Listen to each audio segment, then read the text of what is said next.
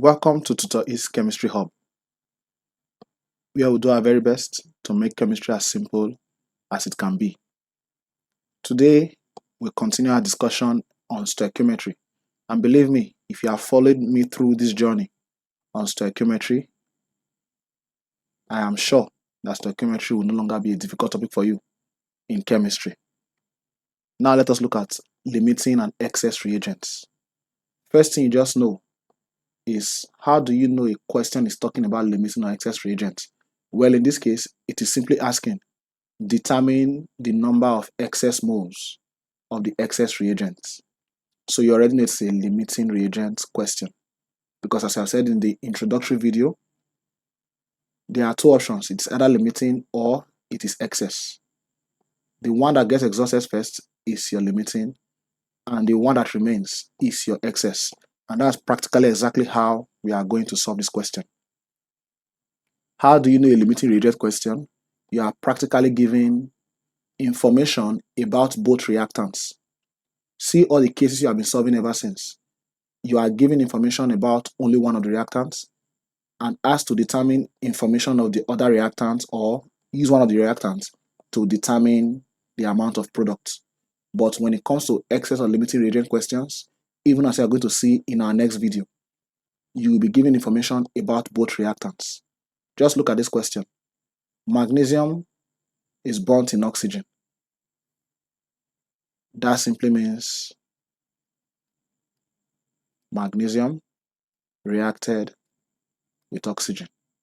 Remember, oxygen is always diatomic, and that will give us magnesium oxide. Again, check out my video on how to get formula of compounds, and this becomes straightforward. So we balance our chemical reaction. Now it is balanced. And as usual, we extract what we are given from the chemical equation. Now we are only determining what is excess. That simply means we are dealing with both reactants. So we have 2 moles of magnesium and 2 moles of oxygen. So from our equation, we are dealing with just number of moles. No need to go into mass. 2 moles of magnesium reacted with 1 mole of oxygen. Now what you do, you are giving both information, but the way I like to do it is behave as if you are not giving one of them. In this case, I'm going to behave as if I was not giving the number of moles of oxygen. Then I'm going to determine how much oxygen will 2.4 moles of magnesium actually react with. If the mass of oxygen given is up to that amount, then I know it is not limiting, then it is excess. But if it's less than the amount, then I know it is limiting. Let's solve the question and I will explain further. So from our chemical equation, 2 moles of magnesium reacted with 1 mole of oxygen. I'm behaving as if I don't know the amount of oxygen that was given. So 2.4 moles of magnesium will react with how many actually? Simply cross multiply. 2x equals 2.4 times 1 is still 2.4. So x equals 2.4 divided by 2, which is 1.2 moles.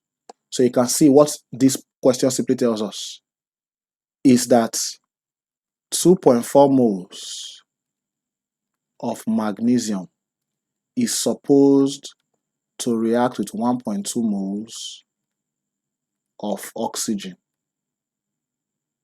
How much oxygen was actually given? We were given 1.65 moles of oxygen. We only needed 1.2 moles, but we are given 1.65, meaning that the oxygen we are given is more than what we need. So therefore, it simply means that oxygen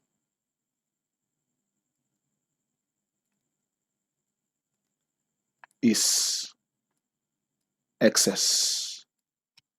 So you can see the amount we got is less than what we are given. That means it is excess. It is more than what we needed to react to 2.4 moles of oxygen. If it was less, then that will mean it is limiting. So oxygen is in excess. By how much? It is simply 1.65, the amount we are given, minus the amount we needed. Let's just add a by here.